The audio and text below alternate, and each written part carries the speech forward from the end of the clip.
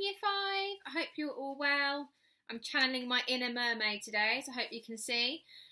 We are at chapter 41. We left at the chapter of the end of chapter 40 with Bradley in not a very good mood at all.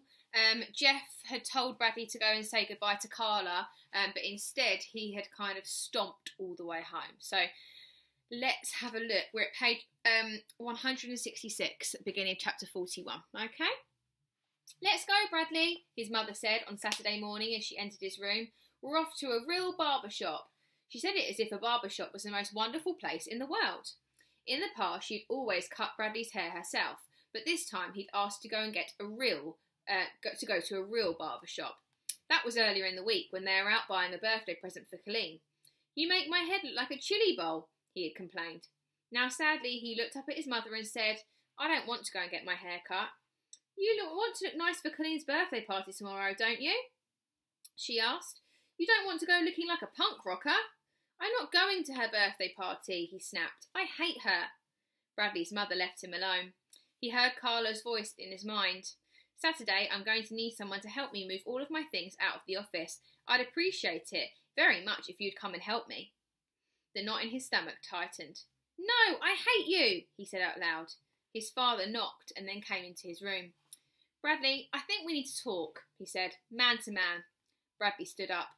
Why don't you tell me about what's bothering you? Asked his father. Maybe I can help. Bradley didn't want any help.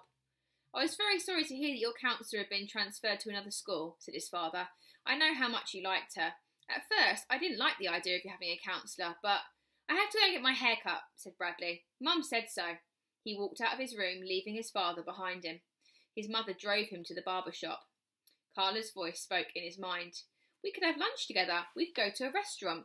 The knot pulled tighter. Just the two of us. And tighter. It will be lots of fun, Carla said, and it would be a great help to me. And tighter. Maybe I'll see you on Saturday, said Carla. I'd like that very much. And tighter. You're not Cinderella and I'm not Prince Charming. And tighter. I like you, Bradley. I can like you, can't I? You don't have to like me. The knot pulled so tight that it broke. Stop the car, he shouted. I have to go back. The car swerved. Don't ever do that again, exclaimed his mother. We could have had an accident. I don't believe in accidents. I'm getting sick and tired of your nonsense, Bradley. What is your problem? I can't get my hair cut now. I have to go to school. On Saturday? I'm supposed to see my counsellor. She's waiting to see me. Call the school if you don't believe me. The car stopped in the parking lot and in front of the barber shop. We're here, his mother said sternly. You're getting your hair cut now. He stepped out of the car reluctantly and followed his mother into the barber shop. It smelled oily, like hair and hair oil and stale bubble gum all mixed together. All around him, mirrors reflected mirrors. The place was ugly and the mirrors reflected that ugliness, multiplying it 100 times back and forth. They seemed to reflect the awful smell too. He couldn't believe he'd asked his mother to take him to such a place. It was like some kind of horrible dungeon where kids went to be tortured. But worst of all, he had to wait his turn to be tortured. All of the barber's chairs were occupied. He sat on the torn red couch. Do you want to read a comic book? Asked his mother. No, thank you, he answered quietly. Finally, it was his turn. He climbed into a slippery, oily vinyl barber chair. The barber tied up a shiny apron around his neck, nearly choking him to death. The barber began by combing his hair. Bradley wondered why he had to comb it if he was going to cut it anyway. At last, the barber picked up the scissors and began to cut. But he never cut off a big piece of hair all at once. Instead, he kept snipping little bits of hair over and over again. The whole time, Bradley had to stare at himself through the filmy mirror. He gritted his teeth and waited for it to be over. The barber put down the scissors, but then he picked up the comb and started combing again. I knew he shouldn't have combed it before, Bradley thought. Now we just have to do it again. The barber sprayed some kind of smelly junk on Bradley's head, combed his hair one last time, then unhooked the apron around Bradley's neck. Bradley quickly hopped off the chair before the barber could change his mind. But the barber wasn't through. He made Bradley stand still while he ran a small vacuum cleaner across his neck. When he finished, he offered Bradley a piece of bubble gum. I hate gum, said Bradley. He never used to hate gum, but after smelling it in the barber shop, he never wanted another piece again. You'll be the most handsome boy at Colleen's party, his mother said as they walked outside. Can you drive me to school now, please? He asked. She nodded. 10 minutes later, he jumped out of the car, ran up to the steps in front of the school and pulled on the double glass doors. They were locked. He pressed his face against the glass and looked inside. Mrs. Kemp, the janitor, was waxing the floors. He pounded on the door until she looked up. Mrs. Kemp scowled at him as she opened the door. What do you want, Chalkers? I have to see Miss Davis, he said. Miss Davis is gone. He ducked under her arm, which held open the door, and ran into the building. Chalkers! She shouted after him. I'll call the police! He opened the door to Carla's office and stepped inside. Except for the round table and chairs, the room was empty.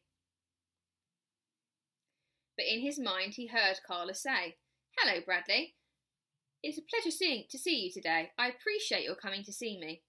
Tears rolled down his face. He noticed a large manila envelope lying on the table. He picked it up. Bradley Chalkers was written across it in big letters, and under that, in small letters, was the following. Mrs. Ebble's class, room 12, good friend, honest, thoughtful, caring, polite, whom I'll never forget, and who I hope will some day forgive me. Last seat, last row. There you are, said Mrs. Kemp as she came in after him. If you don't get out of here right now, I'm going to call the police. Look, he exclaimed, holding up the envelope. She left this for me. See? We're friends. We were friends, Carla and me. We were best friends. You have 10 seconds to leave this building, said Mrs. Kemp. 1, 2. He took the envelope and left. He opened it on the playground, next to the monkey bars. Inside was the book My Parents Didn't Steal an Elephant by Uriah C. Lasso, and a letter. Dear Bradley, this book was a present from me to you. It was a gift from the heart, and that kind of gift, for better or worse, can never be returned. I'm sorry for hurting you. I didn't mean to. If it makes you feel any better, you hurt me too. When you didn't come to see me on Friday or Saturday, I kept hoping I'd see your happy face walk through the door. I hope you didn't mind that I gave your book report to Mrs. Ebble. It was just too good to throw away. You can do such wonderful work. Now, if only you can learn how not to rip it up. I hope you went to Colleen's birthday party, and if you did, I'm sure you enjoyed it. If you didn't go, that's all right too. There'll be lots of other parties. You're a very likeable person, Bradley. You'll always be very special to me. It was always a pleasure to see you, and I appreciated your coming to see me. Thank you for sharing so much with me. I love you, Carla. Bradley's father was leaning on his cane on the front stoop when Bradley came walking home. I want to talk to you, Bradley, he said sternly. Bradley ran over to him and hugged him, nearly knocking him over. Very big change from the beginning of that chapter to the end. Just going to read you chapter 42. It's a very, very little one. Bradley tried writing a letter to Carla. His father had suggested it. He crumpled up a piece of paper and threw it in his waste paper basket. He didn't know what to say to her. The words he wanted hadn't been invented yet. Ronnie hopped along, singing, do-do-do-do-do. The other animals were taking another vote. We took another vote, the lion told Ronnie. We like you the best. I like all of you the best too, said Ronnie. Bartholomew walked up to her.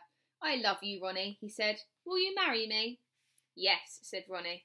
And I saved you from the quicksand too, said Bartholomew, so you didn't die. That's good, said Ronnie. I'm very glad to hear that. It's the end of that.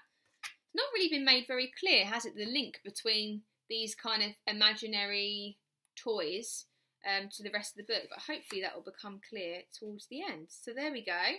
That is Tuesday's episode of There's a Boy in the Girls' Bathroom, and it should really only be a couple of days until we get to the end. So I'm going to leave the comments on this YouTube channel. If you have a particularly a book you really enjoy reading, or you think lots of other children in Year 5 would enjoy reading as well, do pop a little comment below and let me know, and we'll start having a little think about what our next book is going to be. Okay, have a great day, and I'll speak to you soon. Bye!